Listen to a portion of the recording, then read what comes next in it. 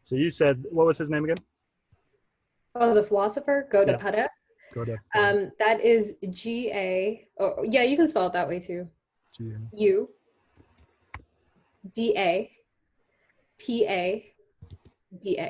And then the name of the text is Mandukya Upanishad, so that's M-A-N, yeah.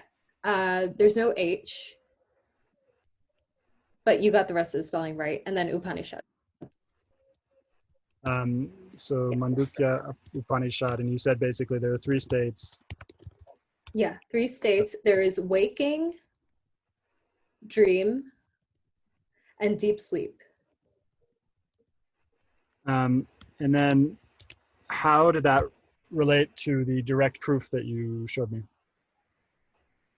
Um, I don't know if it relates. So I think you were talking about symbolism, and there's the symbolism of the numbers that we're using. So if anybody's listening to this, we were doing a direct proof on, so it was So I actually, one of the other proofs I was going to show you uh, is actually proof by contradiction. Have you heard of this before? no, let's do it.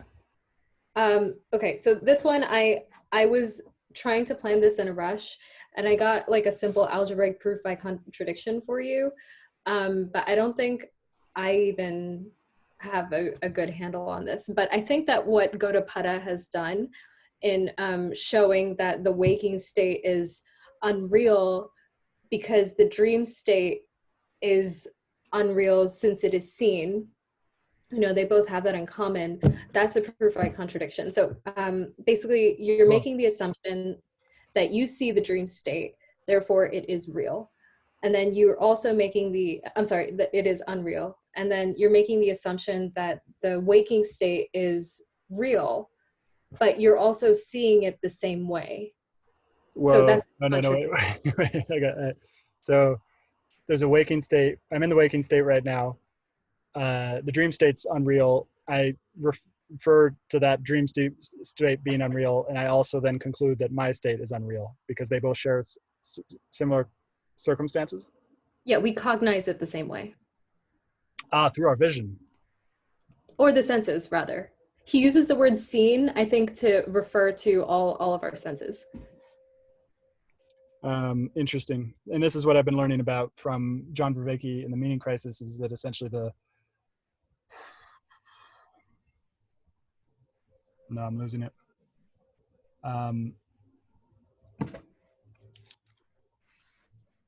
Oh yeah, the senses. So that we all have senses, and we used before science came along, we could trust our senses. We had these five senses, and we could trust each one of them. And if three senses are all lining up on the truth of some sort of external object, usually that means it's true. And then we can ask other people, and we can ask them to check their senses. But then science comes and kills that by saying, you look at the sun, you see this meaning in the sun. I look at the sun has this meaning. We both attribute this meaning to the sun. And we all, in a tribe, we're all like, that's what we're doing. And then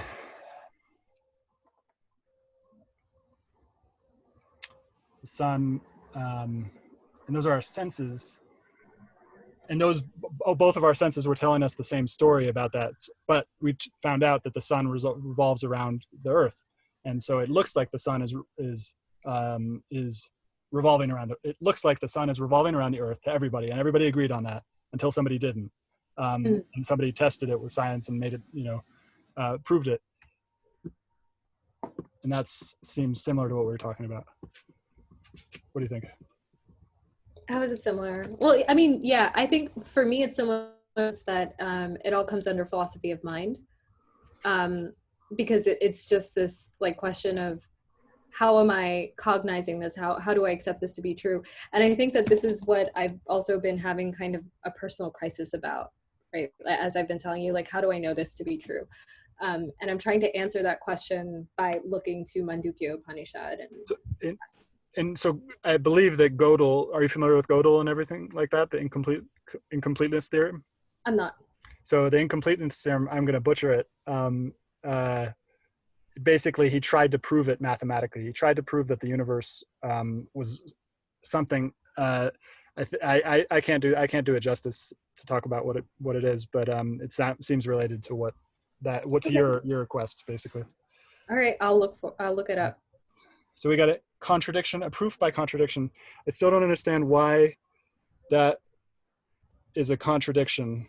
Oh, because I'm in the dream state I know to be not real. I therefore believe that this, because it comes through the senses, and everything else comes through the senses here in my experience. So therefore, both things are unreal. Yeah, or rather than saying that it's both unreal, you can say that, but it's more like if you accept one to be real, you have to accept the other to be real. If you accept one to be unreal, you have to accept the other to be unreal. You can't call one real and the other unreal. Interesting. Okay. Actually, what he says is that the only thing that is real amongst the two is the fact that you are aware of them. You are aware of something going on. So obviously this comes back to the question of self. And so you're not aware during deep sleep. You're aware, but you're aware of nothing, which is different from not having awareness at all. I think just in a personal revelation, I think I got scared of that at some point. The deep sleep. Interesting. So what is a mathematically in symbols, what is a proof by contradiction? Sure. So I'm going to share this screen with you. Actually, I'm not that excited about the proof by contradiction. I'm more excited about mathematical induction. Cool. Which one are you more interested in? Let's go with mathematical induction. Okay. That is the same concept as recursion in computer science. And I think that this idea will probably take you further. Let me share this screen. If we have time, we can come back to contradiction. All right, can you see that? Yep. Okay, so this proof is pretty easy. Mathematical induction is basically if a function or if a rule is true for an integer n, then it is also true for n plus 1. So that means that it just goes on and on. If it's true for 1, it's true for 2. If it's true for 2, it's true for 3. And this in computer science is what you call recursion, where the function just keeps building on itself. Oh, interesting. Yeah. Okay, so what do the 3 dots represent? Oh, that's just 1 plus 2 plus 3 plus 4 plus 5. Yep. Like all the numbers going up to n. Basically, all integers, all the whole numbers. And just to be super clear here, an integer is any whole number that's positive or negative. So it ranges from not negative, including 0. I think it does include 0.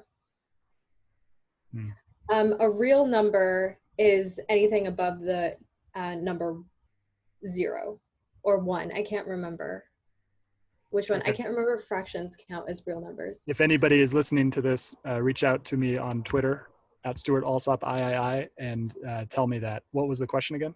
So what is a real number? Yeah, what is a real number? All right. This is all stuff from college. I learned this back in 2011. It's been 9 years. All right, so what we're going to prove here is for any positive integer n, this expression 1 plus 2 plus ... plus n is equal to n times the expression n plus 1 all divided by 2. So we're going to prove that that's true. Whoa. So to do a proof by mathematical induction, we have 2 steps. So we have this initial step, which is really easy, and I'll start typing it out for you. So basically all we're going to do is we're going to show that P of 1, this expression here, n times n plus 1 divided by 2, holds true for P of 1. Oh, okay. So what is P of 1 when you plug it into this expression?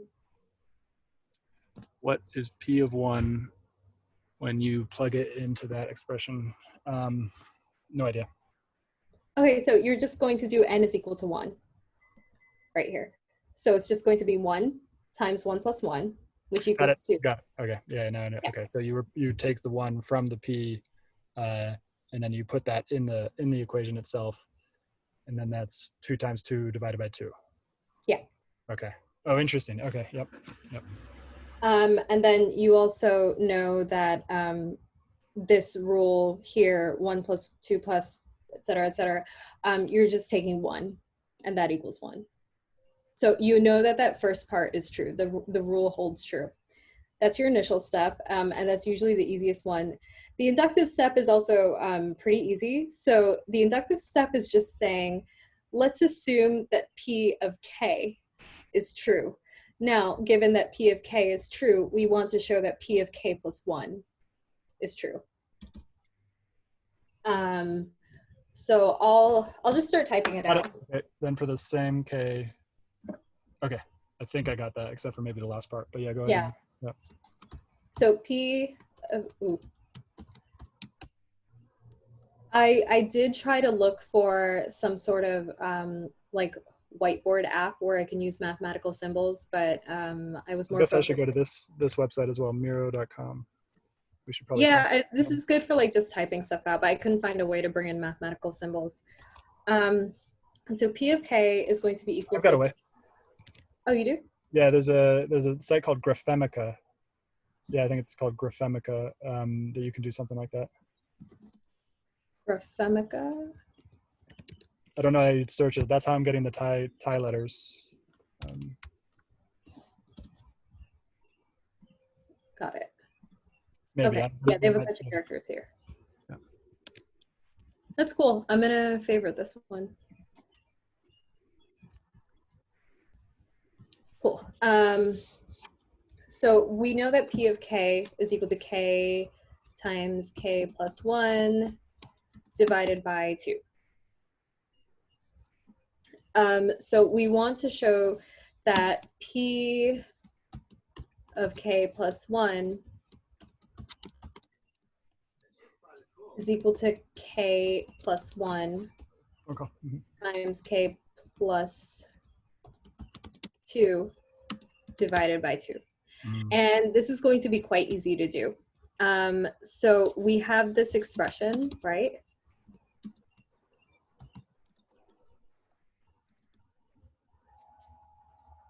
That's your P of K. And we want to look at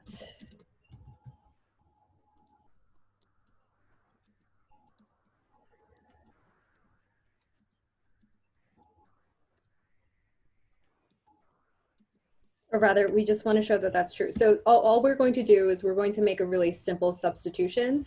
So this portion right here, what can you substitute that with?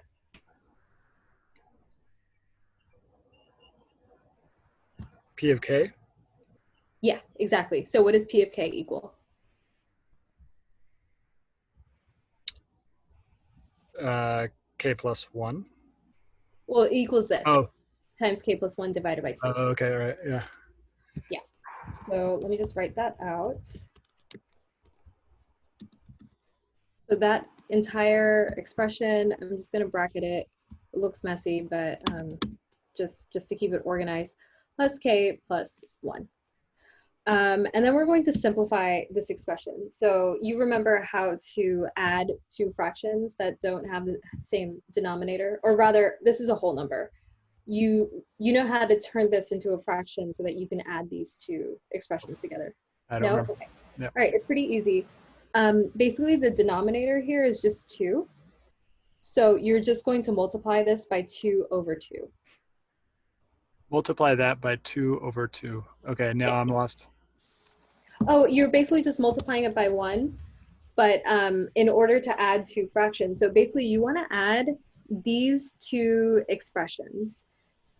This is your P of K, and then your K plus 1. You want to add those so that you can get a simplified final expression. I almost got it. I'll show you how.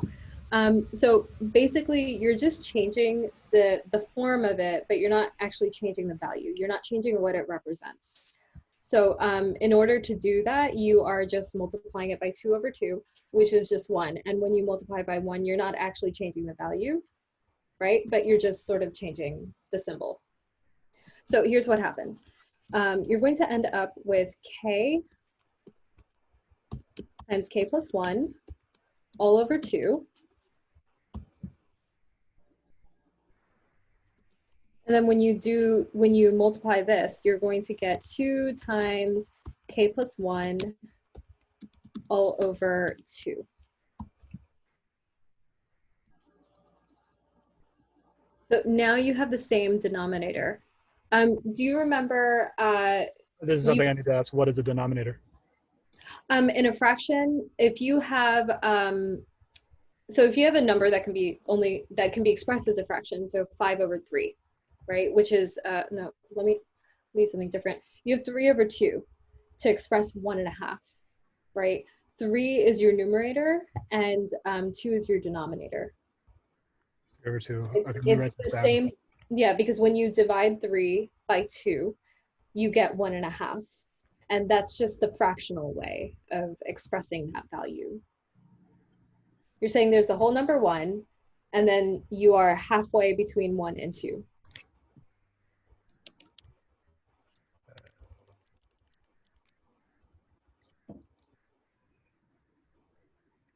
So where is the denominator come in on this?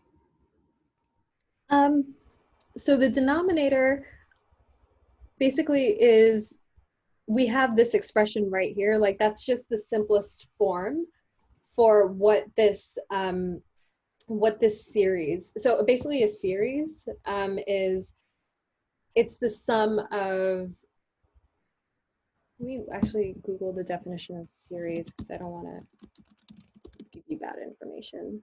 A series in math is simply the sum of the various numbers or elements of a sequence. So a sequence is just 1, 2, 3, 4, 5. Like just the sequence of consecutive numbers. Now, when you add them up, that's when you get a series. Got it. So when you add up this series, you get this expression. We're just getting some general expressions such that if n is equal to 10, we want to know what the sum of 1 up until 10 is, right? So all we're saying is that it's going to be 10 times 10 plus 1 divided by 2. That's your denominator. And then n times n plus 1 is your numerator. It's just how we choose to express that value in a way that's general. And we're using fractions to do that. And when we have fractions, we have your numerator. That's going to be like your top number. And then the denominator is what you divide by. Okay, yeah, there's a block here.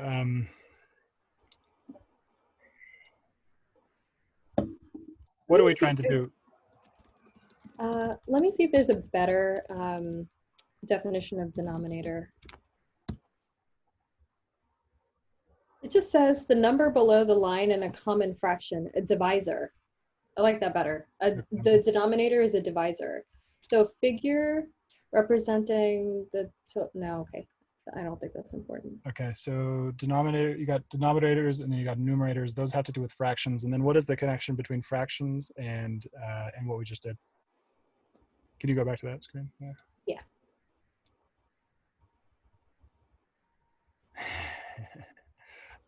Okay. Show. If there is a k integer such that p of k is true, then for this same k, pk is true. Okay, the inductive step is the thing that I'm not getting. Okay. We're saying that if p of 3 is true, so if we have p of 3, we're just going to plug in n is equal to 3 here. That's 3 times 3 plus 1, which is 4. 12 is equal to 6. So that entire expression is equal to 6.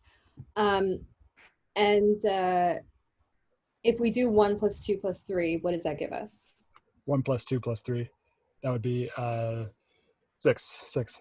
Yeah, and that's what we got using this formula. Okay. It's a general formula, is what it is. Mm-hmm. I think that might be a better term than expression. Does that help?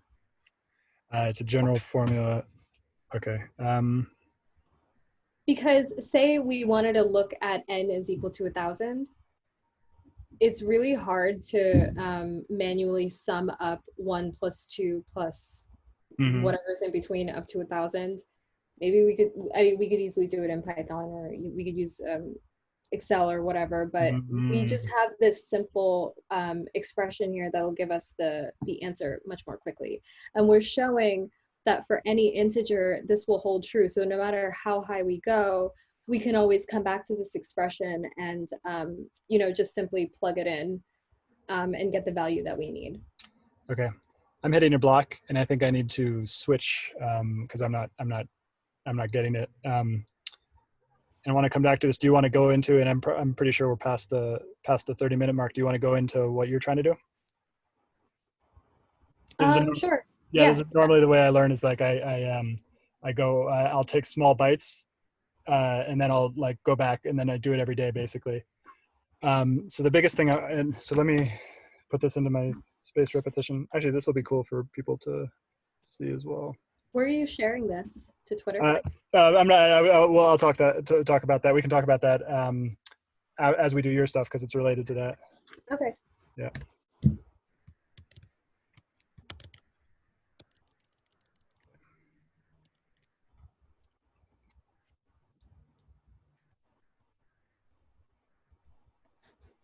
Okay, I can't. Okay, so I'm just going to make 2 cards. What did we do today? We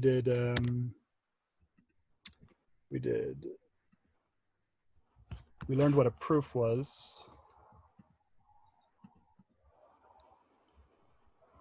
I taught direct proof, and we did about half of mathematical induction. And then we also talked briefly about proof by contradiction. Cool. Okay, I won't do what I'm trying to do, so we can. Okay. So, what is a direct proof? I wish I could figure out how to share it with you. What is a direct proof? A direct proof. What is a direct proof? What? How can I put that in non-mathematical symbols? Okay, I'll do this later. This is a part of my process that is not working for this. Well, this is just a direct proof. Assume Yep. P is true, and then use P to show that Q is true. Okay. So let's talk about your stuff. Sure. So you want to start building content. You've already been doing a lot of content. What is your goal? Ooh, okay, let me think about that. I think my goal, as you know, is to talk about non-duality, to talk about this possibility of understanding that we are just the sense of pure awareness, that the sense of personality is basically an illusion, or rather than calling it an illusion, we can say that it's a tool. The ego is a tool, and we're using it to, we have created this sense of me in a world so that we can sort of play out some sort of story within ourselves. Cool. I think that would be kind of the human way of explaining that. But the truth is, at the deepest level, that's not even really happening. It's just sort of all of this sort of. So the question. So I get that. Are you trying to reach beginners, or are you trying to reach people who have already had a sense of that, or both? Definitely both. I think what I would really like to do is really just introduce this idea to anyone who's trying to get at the truth of things. Like, what is really happening here? So anyone who's making any sort of inquiry, it doesn't have to be a spiritual inquiry. And I'm really trying to move away from like the term spiritual and just that whole world. Like the way I see it, like this is just an inquiry into the way things are. And for anyone who's asking that question, like I would just like to invite them to, be a part of this conversation, be a part of this investigation. So yeah, I get it and I understand. And I think the one thing we should talk about is essentially according to evolutionary psychology, what do people want most? And so they want, well, maybe not. So could be a philosophical question we get into, but I think at our operating level, that level you were talking about, we see what other people have, and then we want that as well. And so we see what other people want. We want that. We see these people who do these things. And so right now, as nobody knows who you are, because and I don't mean to, I mean, a lot of people know who you are, but your family and friends don't, but Yeah, yeah. you don't have an audience basically.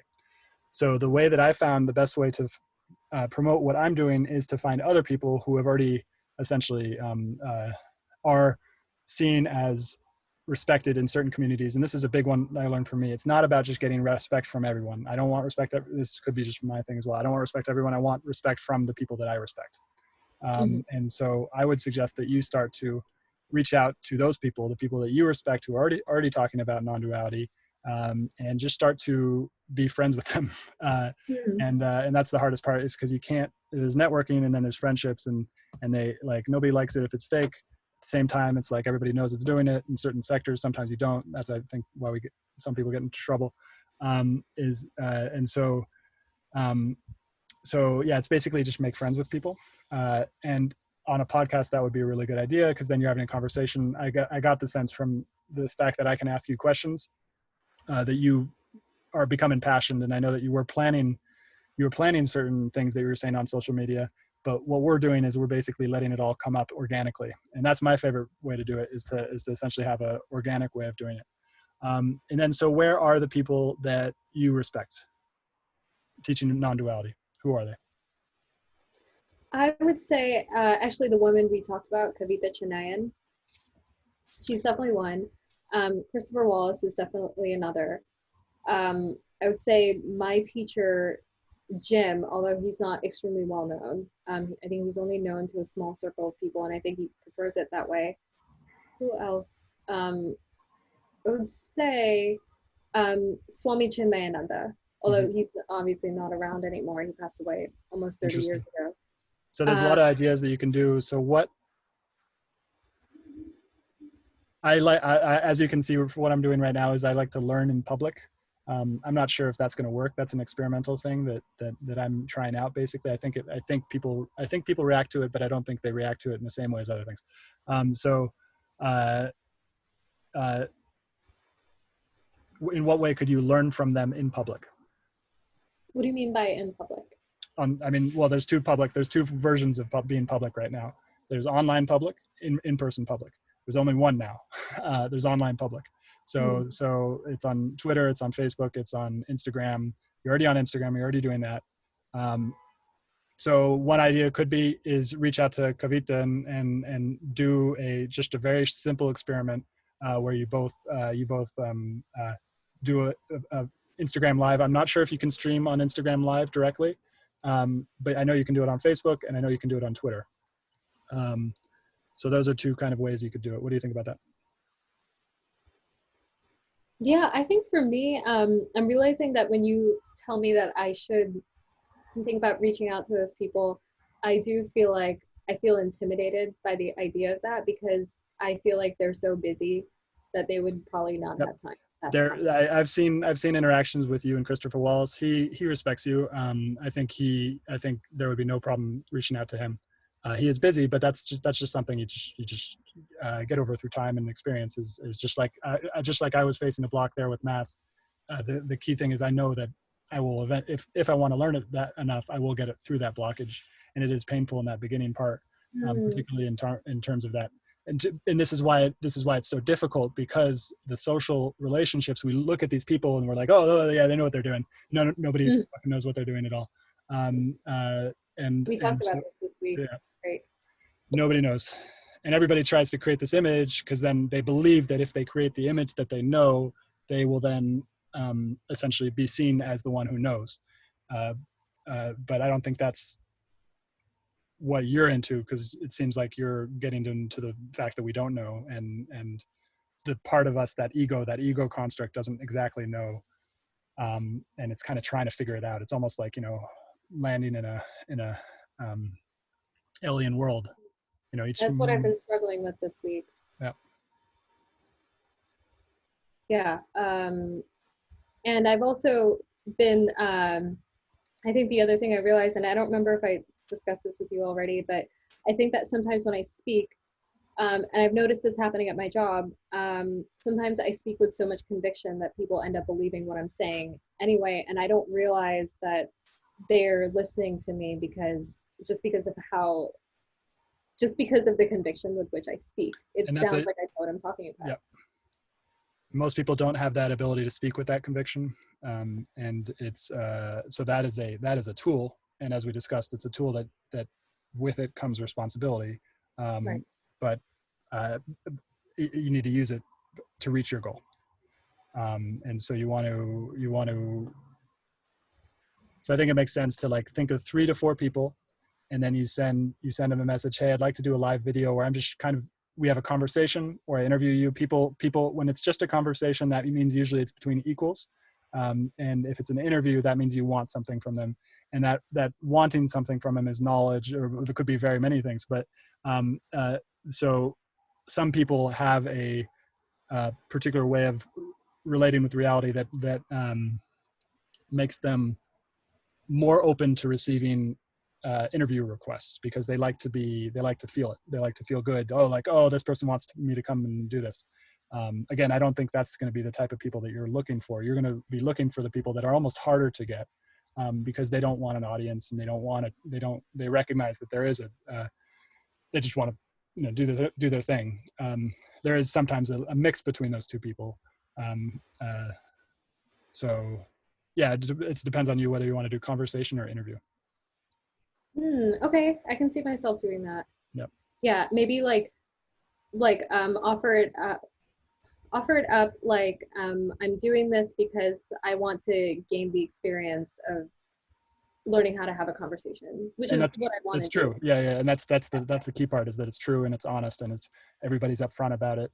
Um, uh, and this is the cool thing, because once you start to get over that barrier of like, oh, that person has something I don't have, then it becomes a lot of fun, because it's like everybody has something to teach you.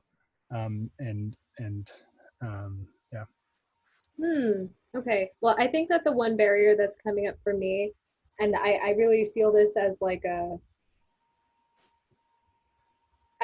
just like feel it kind of viscerally is, wow, they're going to be too busy to say yes to this, and I'm going to feel stupid. Do you feel that emotion right now? I do, yeah. Yeah. Can you feel that emotion? No, don't pay attention to what the thoughts are telling you, but only feel that emotion and ask for more of it right now. I have trouble with this sometimes.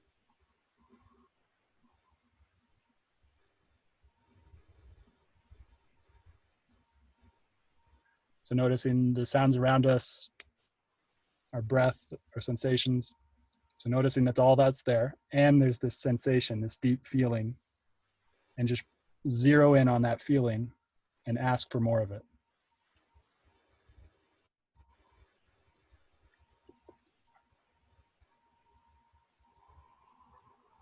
Can you do it? Yeah, yeah. That is really interesting, actually. So is it running out? I Is it wouldn't say going it's into running there? out. It's just I just experience it as like something in my awareness. Is there an identity that's attached with that? Is there some sort of fuel to that complex that is holding on to that emotion? Not really. I mean, in my ego identified state there is, but when I like really zero in on it, then it doesn't really exist, or it's So not now attached. when you ask yourself the question, can I reach out to these 3 people? What happens?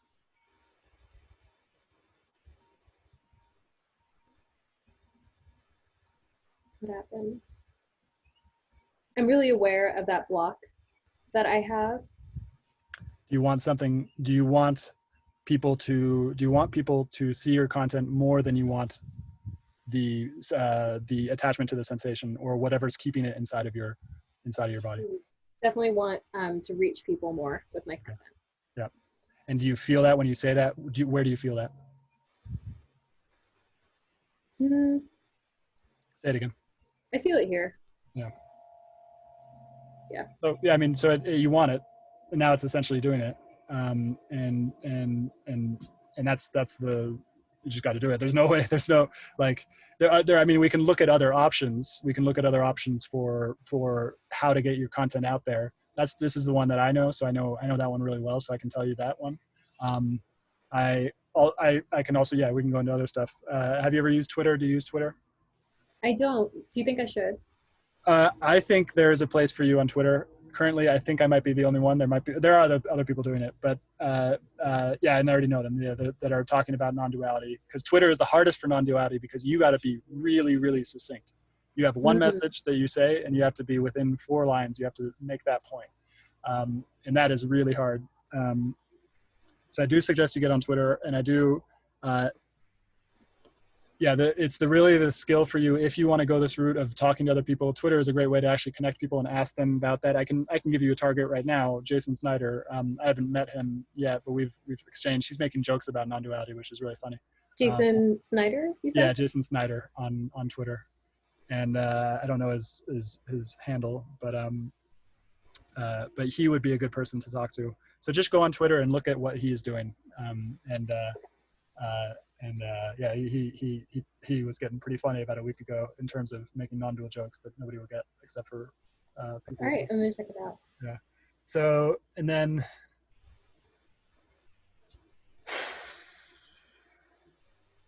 you're already doing Instagram live videos. I learned it from somebody a long time ago. I saw them taking pictures with famous people, and I was like, oh, okay, I see what she's doing. I know. And then it's like, that does work. It's called the halo effect. So when you are seen with someone else who has that halo, the halo then goes on you as well. But watch out for people using that, because most of the people who use that are beyond. I don't know. I get that, but there are certain people who use that not knowing that it can also cause harm. Okay. Do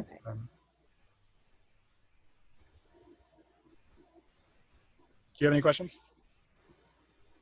Yeah, I was wondering, what do you think about YouTube as a medium? Yeah, it's great. One of the cool things about YouTube is that you publish every day. It will influence the algorithm. You can do search terms as well. So what you could do, this is something I've never done because I can't figure out what I like to talk about most. You can find the search terms for non-duality, and I don't think they're probably pretty open and out there right now because nobody thinks they can make money off of it, because most people who are using Google search terms are wanting to make money off of it. So you could go out there and find the search terms for non-duality. There's keyword tools that will show you what search term connects with other search terms. And so YouTube is really good. You can do live videos on there now too. It feels like it's a more crowded marketplace. Maybe not necessarily for non-duality. No, meditation actually on YouTube has been quite. So another thing we could talk about, which is controversial for me, not for many other people, is what is your specialty? What is the one unique thing that you do that no one else does? I think that what I do well, and this is based on what others have told me, is that I'm able to break down like the philosophical aspect of it in a way that's easy to understand. Would you agree with that? Yep. Yeah, that's accurate.